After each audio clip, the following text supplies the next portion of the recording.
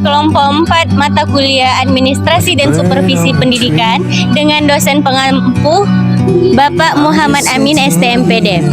Perkenalkan, nama saya Widya Wulan Puspita dengan NIM 123823 2017. Perkenalkan, nama saya Safiratul Jannah dengan NIM 123823 2539. Perkenalkan, nama saya Divya Salma dengan NIM 123823 2231. Perkenalkan, nama saya Siti Halimah, NIM 123823 1865. Perkenalkan, nama saya Nisa Ismayani dengan NIM 123823 2215. In the great outdoors, forever free. Baik, kami sudah berada di SD Negeri 026 Sarigaluh dan kami akan langsung mewawancarai kepala sekolahnya. Ayo ikuti kami.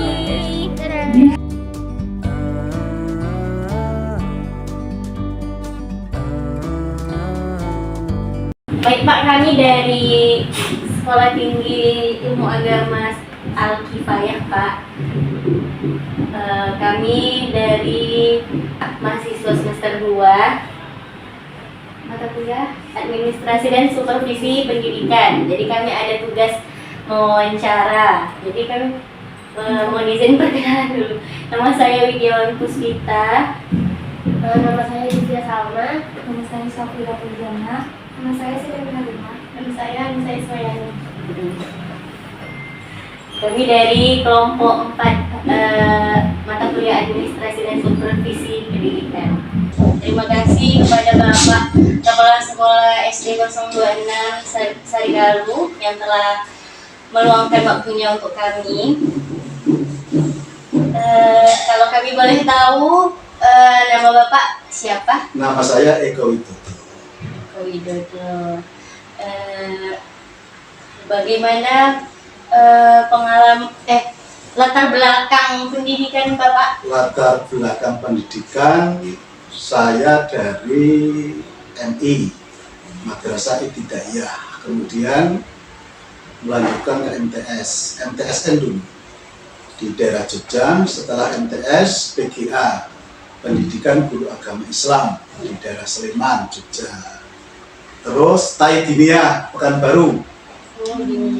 Dulu dosennya juga Pak siapa kemarin? Pak Yundri. Ya, sekarang jadi rektor di Al-Kifayah.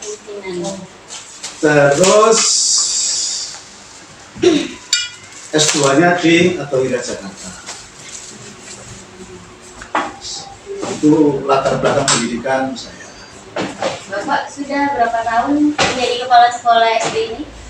Kurang lebih 4 tahun. 4 berjalan 5. 4 tahun ya. Baik, pertanyaan selanjutnya, apakah Bapak memiliki pengalaman dalam bidang administrasi dan supervisi pendidikan? Seorang kepala sekolah mau tidak mau harus memiliki pengalaman itu. Supervisi adalah tugas seorang pimpinan terhadap bawahannya. Sebagai seorang kepala sekolah tentu harus mensupervisi bawahannya. Bawahannya apa? Ya para guru. Bagaimana caranya? Berbagai macam cara kepala sekolah atasan untuk mensupervisi bawahannya. Bagaimana pengalaman Bapak dalam bekerja di lingkungan SD ini? Pengalaman saya jadi kepala sekolah baru kurang lebih 4 berjalan 5 tahun, tetapi menjadi guru di sini sejak tahun 95. Awalnya dulu di SD 047 yang sekarang jadi SD 010, ada yang di Anggrek 4. Tahun 95 karena penduduknya itu banyak maka dipecah menjadi 2 sekolahan. Salah satunya ini menjadi 026. Kemudian yang apa tadi pengalaman ya? Iya. Macam-macam pengalaman untuk menjadi seorang guru kepala sekolah itu, ya senang ya susah, kadang bahagia ya sedih. Bahagia kalau pas anak-anaknya nggak rewel, sedih kalau anak-anaknya nakal, kemudian dikasih tahu susah, ya macam-macam. Tetapi tentu sangat mengasihkan untuk menjadi seorang guru dan kepala sekolah. Pertanyaan selanjutnya, Mira. Iya.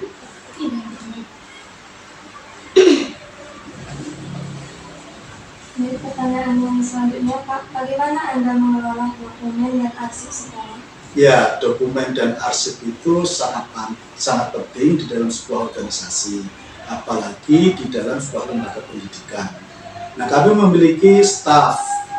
Kalau sekolah-sekolah SMP, SMA itu mungkin disebut dengan TU dulu ya, Iya. tata usaha bagian administrasi. Kalau di tingkat SD itu walaupun tidak ada itu, tapi ada operator yang selalu mengurus masalah apa tadi? Pengelolaan arsip.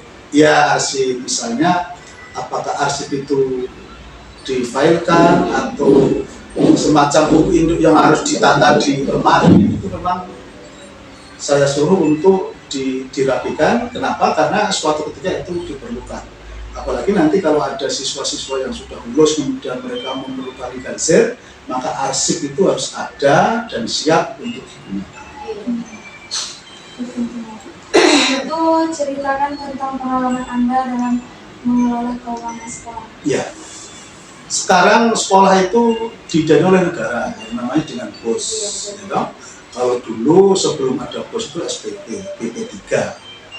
BOS di dalam penggunaan itu memang harus dimusyawarahkan dengan seluruh elemen.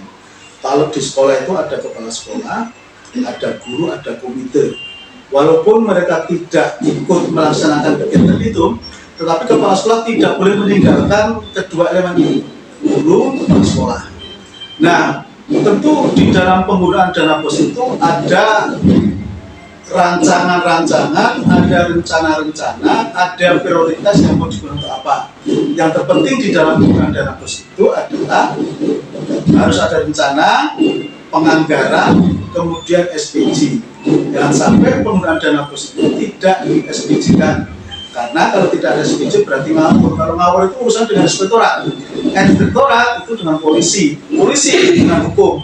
Kepala sekolah melakukan kesalahan itu bisa diproses oleh hukum. Maka dengan itu penggunaan dana BOS, pengelolaan keuangan sekolah itu harus tertib.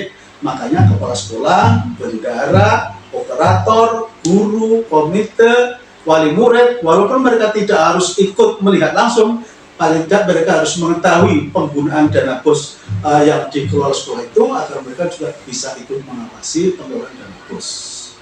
Jadi terinci ya Pak. Ya. Selanjutnya bagaimana Anda menangani tugas administrasi sehari-hari? Ya, administrasi sehari-hari itu biasanya karena kita sudah ada operator, kemudian biasanya sekarang kan modelnya lewat grup WA itu. Misalnya ada kegiatan, ada perintah, ada tugas, itu kita ada grup kepala sekolah namanya. Grup kepala sekolah itu namanya K3S. Nanti K3S itu menerima informasi dari Dinas Pendidikan Kabupaten Kampar. Kalau SD itu, SD SMP namanya di Kabupaten Kampar, sedangkan tingkat SLTA namanya ada di provinsi. Nah, informasi dana BOS, pengelolaan keuangan sekolah itu harus tertib. Makanya kepala sekolah, bendahara, operator, guru, komite, wali murid, walaupun mereka tidak harus ikut melihat langsung, paling tidak mereka harus mengetahui penggunaan dana BOS yang dikelola sekolah itu agar mereka juga bisa ikut mengawasi pengelolaan dana BOS. Jadi terinci ya Pak. Ya. Selanjutnya bagaimana Anda menangani tugas administrasi sehari-hari? Ya, administrasi sehari-hari itu biasanya karena kita sudah ada operator, kemudian biasanya sekarang kan modelnya lewat grup WA itu. Misalnya ada kegiatan, ada perintah, ada tugas, itu kita ada grup kepala sekolah namanya. Grup kepala sekolah itu namanya K3S. Nanti K3S itu menerima informasi dari Dinas Pendidikan Kabupaten Kampar. Kalau SD itu, SD SMP namanya di Kabupaten Kampar, sedangkan tingkat SLTA namanya ada di provinsi. Nah, informasi itu biasanya lewat operator atau langsung kepala sekolah.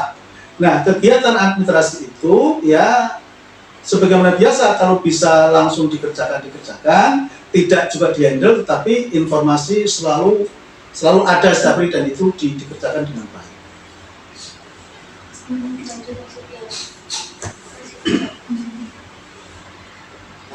Pertanyaan selanjutnya Pak, bagaimana Anda melakukan supervisi terhadap guru dan staf sekolah? Ya, sebagaimana pertanyaan yang pertama tadi, tugas seorang pimpinan adalah mensupervisi.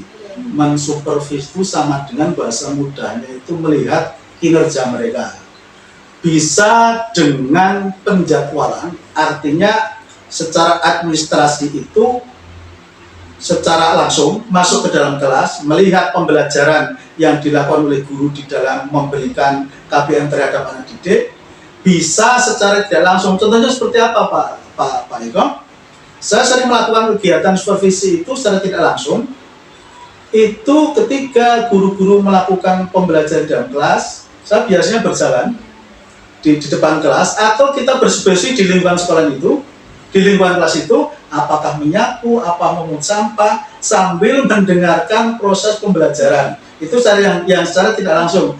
Kalau secara langsung biasanya kita membawa dokumen resmi, kemudian kita mencatat apa yang dipersiapkan, misalnya RPP, proses pembelajaran, proses kemudian ujian atau latihannya, itu memang kita berikan nilai yang kemudian nanti kita nilai itu berikan kepada guru masing-masing.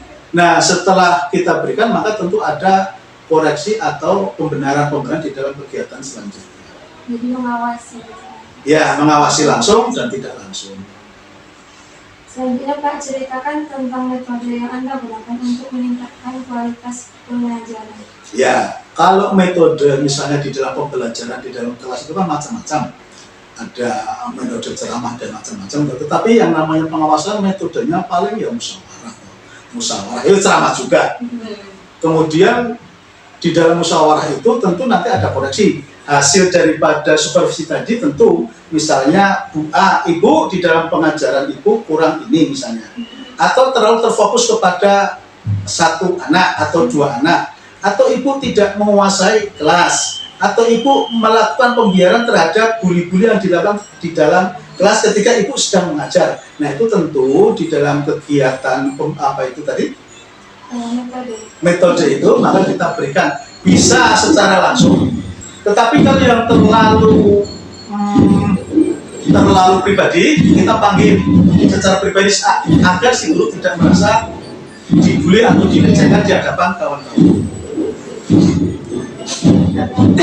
Bagaimana Anda menangani konflik atau masalah yang terjadi antara masyarakat? Ya, yang namanya orang hidup, kata pepatah itu rambut sama hitam ya loh. Tapi hati tentu kita bermacam-macam. Konflik mesti ada dan selalu ada. Konflik itu biasanya terjadi karena ketersinggungan atau karena perbedaan. Nah, untuk menyamakan perbedaan agar sama itu yang namanya orang dewasa itu agak susah. Nah, tetapi yang namanya guru harus bisa mengelola hati agar tidak terjadi konflik. Yang kami lakukan tentu kita panggil, kemudian kita tanya, misalnya A bermasalah dengan B, apa masalahnya, sumbernya dari mana, kenapa bisa begitu, ya toh? Kemudian tentu kita nasihati, walaupun kadang mungkin saya muda di dalam umur, guru-guru kita mungkin sudah lebih tua dari saya, tetapi karena tugas sebagai kepala itu harus bisa memberikan nasihat. Biasanya dinasihati, dipanggil satu-satu, baru ditemukan. Ketika ada masalah, kemudian kita hanya menerima satu laporan, biasanya kita tidak akan adil. Maka salah satu jalan semuanya harus dipanggil, kemudian diambil jalan tengah untuk menyelesaikan konflik yang ada di antara staf dan guru itu. Selanjutnya,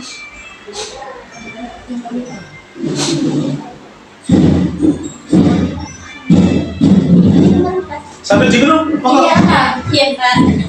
terima kasih Pak.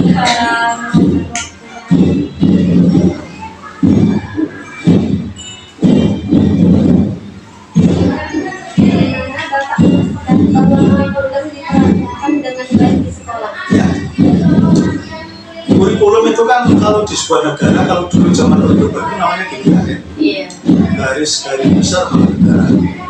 Di dalam kurikulum itu, di situ di dalamnya terdapat tujuan pendidikan, bagaimana cara pembelajarannya, bagaimana nanti hasilnya.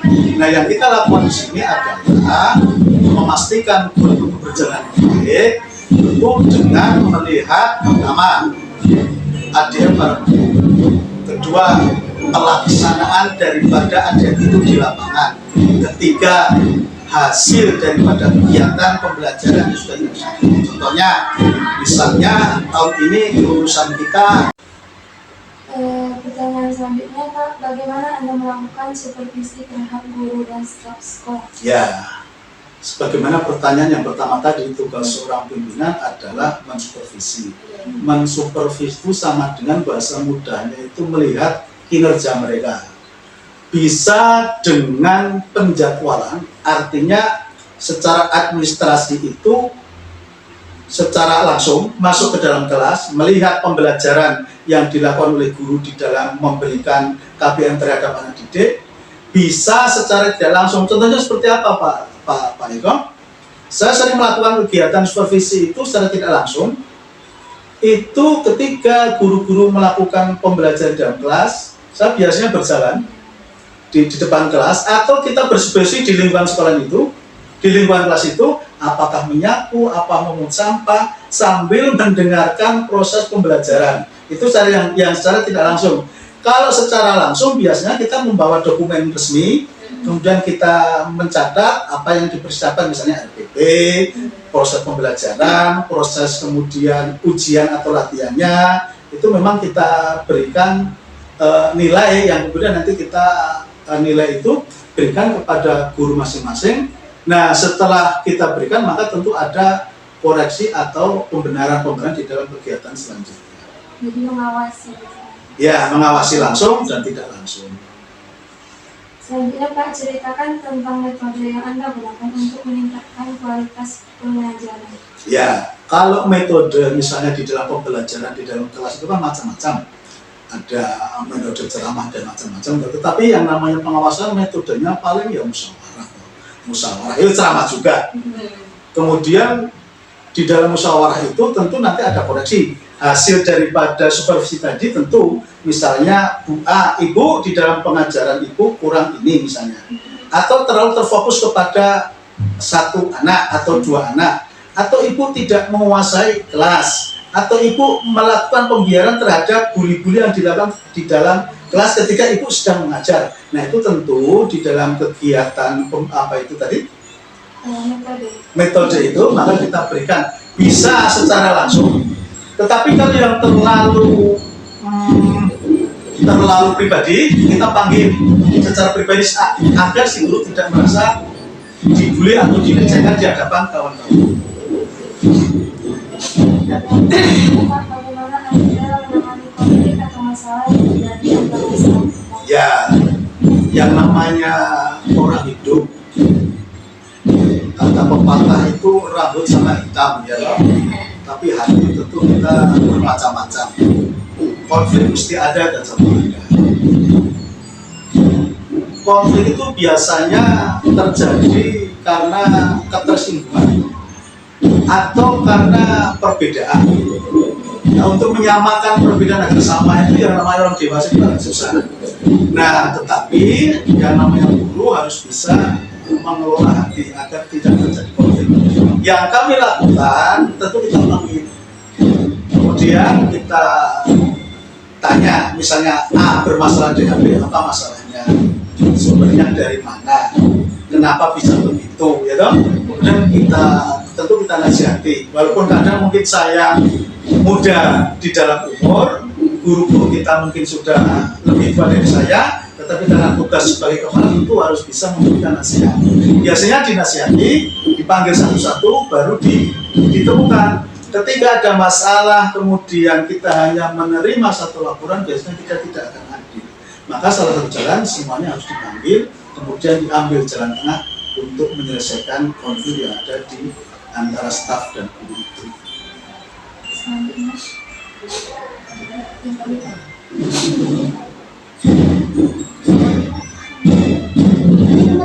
Sambil diminum, Iya Pak, iya Pak. terima kasih Pak.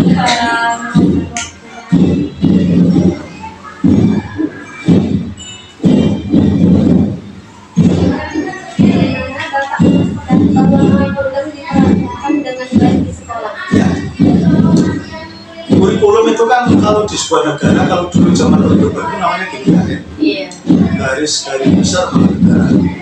Di dalam kurikulum itu, di situ di dalamnya terdapat tujuan pendidikan, bagaimana cara pembelajarannya, bagaimana nanti hasilnya. Nah, yang kita lakukan di sini adalah memastikan kurikulum berjalan baik, itu dengan melihat pertama ADM bareng, kedua pelaksanaan daripada ADM itu di lapangan, ketiga hasil daripada kegiatan pembelajaran yang sudah dilaksanakan. Contohnya, misalnya tahun ini lulusan kita berapa orang, kemudian nilai yang kita menjadi nilai acuan kita berapa, itu tercapai atau tidak. Kalau tidak tercapai atau kurang, berarti kurikulum yang kita gunakan atau metode yang kita gunakan belum maksimal. Sehingga nanti tentu ada koreksi-koreksi dan pembenahan-pembenahan lagi agar pembelajaran dan pelaksanaan kurikulum itu bisa berjalan sesuai dengan tujuan yang ada di bagaimana? 7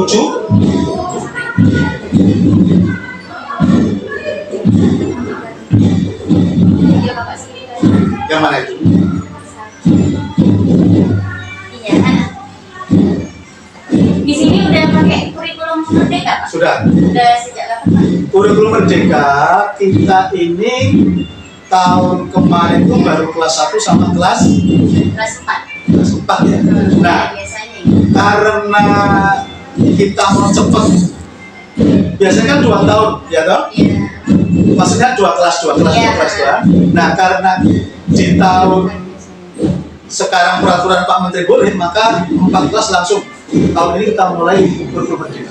Oh, udah berarti Bagus, ada responnya.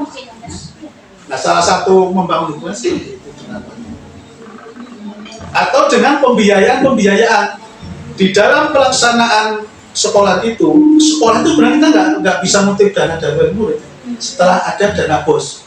Tetapi sekolah kita, sekolah yang mau maju, itu harus berani ambil risiko. Nggak mungkin cukup dana BOS untuk membangun yang sampai lihat seperti ini. Musola ini kita bangun bersama. Karena sekitar 130 juta. Paling dana BOS bulan 10 juta, 20 juta. Selainnya mulai setengah pun. Dan nanti kalau selesai beli sekolah. Seragam paskib begitu juga. Jadi ada saling membantu. Anak-anaknya kita latih menjadi anak yang pinter terapen, pinter paskib, tapi mereka juga membantu biaya untuk beli seragam.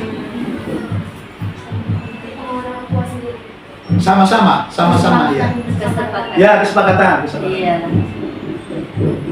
Selanjutnya Pak, bagaimana ceritakan pengalaman Bapak tentang berkomunikasi dengan anak?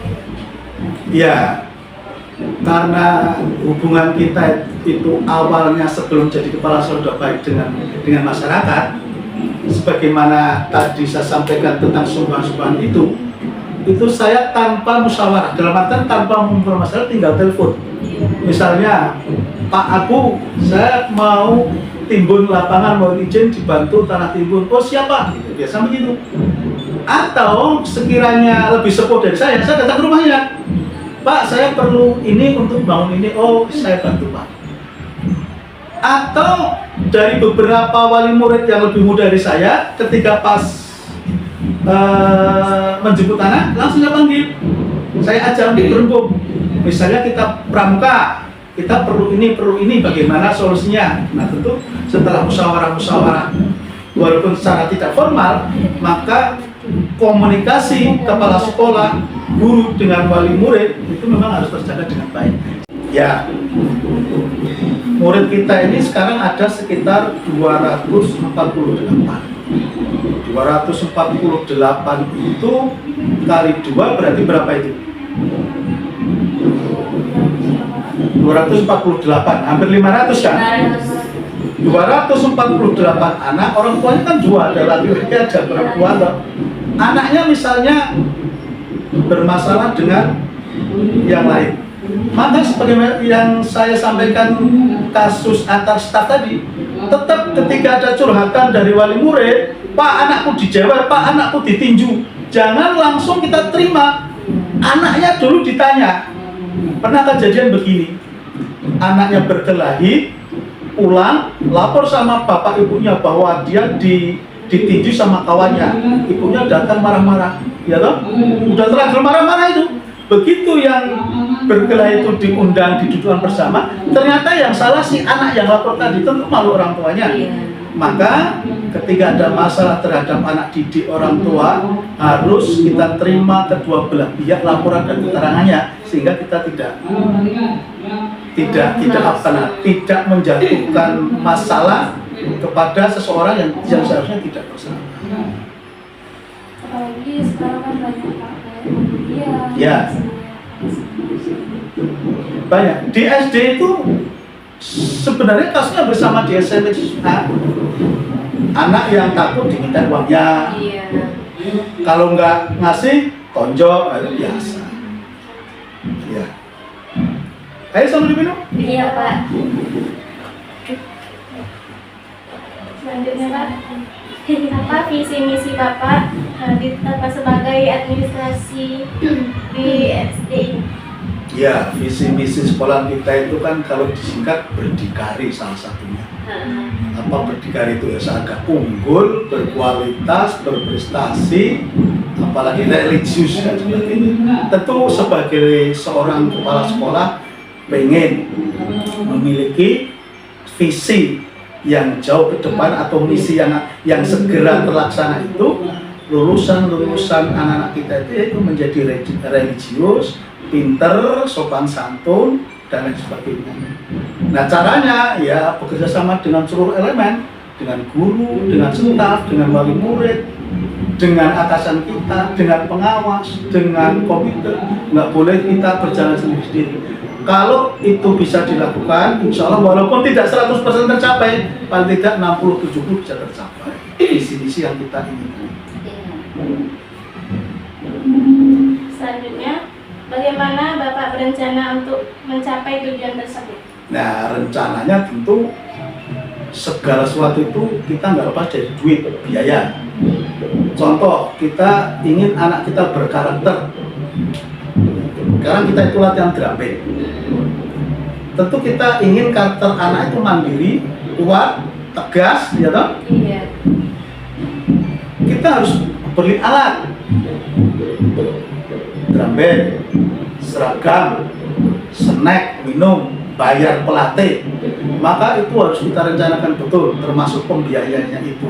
Nah, rencana-rencana itu kita kembali kepada anggaran tadi. Bagaimana uang kita itu cukup untuk itu? Kalau cukup oke, tapi biasanya tidak. Nah, tidak cukup dana itu tentu kita harus memiliki jalan keluar. Salah satunya bagaimana? Ya bekerjasama dengan wali murid, musyawarah, atau dengan pemberi sumber dana yang ada di lingkungan sekolah. Misalnya toko-toko sawit, pabrik-pabrik yang ada. Nah itu bisa kita mintai dana, walaupun kadang pengajuan dengan yang keluar itu tidak sesuai, tapi sedikit kalau dikumpul lama-lama juga akan banyak dan bisa untuk pembiayaan, sehingga rencana kita samping paski, drum band, imtak, kita juga laksanakan sholat duha dibimbing oleh guru agamanya. Sementara kita jadwal per kelas itu seminggu sekali, kelas 6 hari Senin dan seterusnya. Mulai Jumat kemarin, setiap kelas satu minggu 3 kali. Kelas 6 barengan dengan kelas 1, kelas 5 dengan kelas 2 dan seterusnya. Yang ada di musola ini. Nah, inovasi-inovasi itu tentu akan sangat berguna dan orang tua juga senang. Kegiatan imtak, duha, drum band, pramuka, dan lain-lain. Maka dan alhamdulillah semua berjalan dengan baik. Walaupun tentu kendala-kendala itu selalu ada. Tetapi kendala itu bagi kami, kita bersama yang ada di sini adalah motivasi untuk selalu melencup lebih baik lagi. Baik, pertanyaan selanjutnya Pak, bagaimana Bapak menjunjung tinggi etika dalam bekerja? Ya, sopan santun, etika budaya timur itu kan harus kita jaga betul. Di dalam bekerja, etika kita harus saling hormat menghormati. Kepala sekolah ya nggak boleh sombong, begitu datang kalau nggak disalami nggak salaman. Itu bagi kami bukan seperti itu. Yang duluan datang, mari bersalaman. Kami begitu dengan guru-guru, dengan staf. Bahkan kami kepala sekolah itu ketika nggak ada kegiatan administrasi yang kami lakukan, saya itu biasa nyapu, biasa bersih-bersih MCK. Pak Eko bohong, adik-adik bisa tanyakan kepada guru dan anak-anak. Maka ketika kami lakukan itu tanpa saya perintah, kadang guru-guru langsung ikut. Daripada perintah, Bu kerjakan, Bu, tidak akan. Saya akan lakukan itu dan bertanggung jawab. Kemudian jangan sampai yaitu kita karena mentang-mentang pimpinan semaunya sendiri, datang lebih awal, pulang lebih akhir. Ruang kepala sekolah tidak pakai AC, ruang guru udah tak pasang AC. Agar apa? Mereka betah. Iya.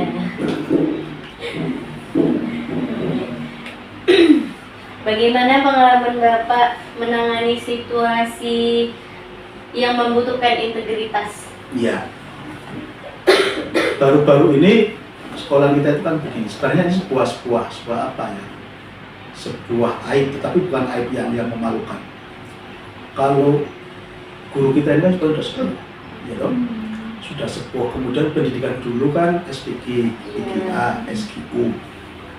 Walaupun mereka kuliah S1, biasanya kan UT atau jarak jauh. Yang namanya orang tua itu yang penting lulus lah. Tentu di dalam pembelajaran itu kadang dengan teknologi yang sekarang tentu nggak nyambung. Sulit. Nah, keintegritasan itu maka saya cari guru-guru honor yang muda, yang sepuh, yang walaupun mereka pegawai, tak suruh istirahat. Kamu ibu misalnya tolong benahi taman. Saya lebih baik menggaji orang agar sekolah kita ini maju. Orang tua marem, ngerti marem itu? Marem apa ya? Puas. Iya. Nah, kenapa? Hubungannya apa Pak dengan integritas? Integritas seorang guru itu harus begitu, harus mampu memberikan jawaban apapun terhadap murid maupun terhadap orang tua dan kepada pimpinannya. Kalau tidak memiliki integritas, ya leda-lede. Yang terpenting pimpinan dulu harus memiliki integritas terhadap pekerjaannya dan bisa dicontoh. Iya. Kalau tidak bisa dicontoh, bagaimana kita bisa menuntut integritas anggota kita untuk bisa bekerja sesuai dengan aturan yang ada di pemerintah. Bagaimana Bapak menjaga profesionalisme di lingkungan kerja? Ya, profesional itu kan melakukan pekerjaan sesuai dengan jatahnya loh. Ya, kepala sekolah, guru ya harus profesional menjadi guru. Nah, untuk profesional menjadi guru itu ya tentu harus disiapkan segala sesuatunya, termasuk administrasi. Nah, administrasi guru itu apa saja ya, macam-macam. Ada RPP, ada persiapan mengajar, ada metode, ada ujian.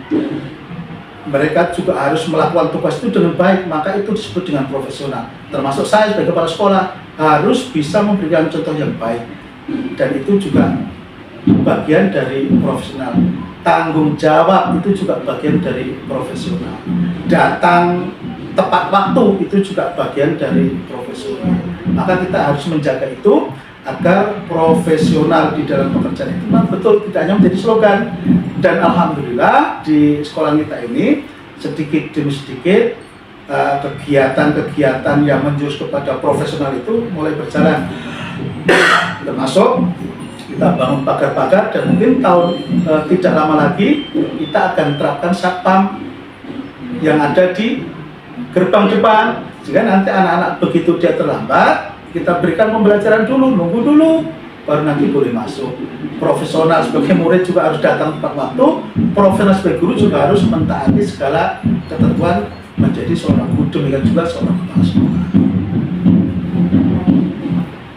Terima kasih sudah bersedia menjadi narasumber kami Pak. Dengan lumayan banyak ya Pak pertanyaannya. sama-sama. Kemarin juga saya baca sekilas pertanyaan itu, Pak Eko juga mumet juga ini apa yang disampaikan, tetapi saya tidak terlalu harus sesuai dengan buku, sesuai dengan pengalaman yang ada dan yang saya lakukan. Itu yang saya berikan jawabannya. Mungkin nanti di Pak dosen kok begini, ya itu yang ada di lapangan begitu kata Pak Eko. Ayo, mari diminum sama kuenya.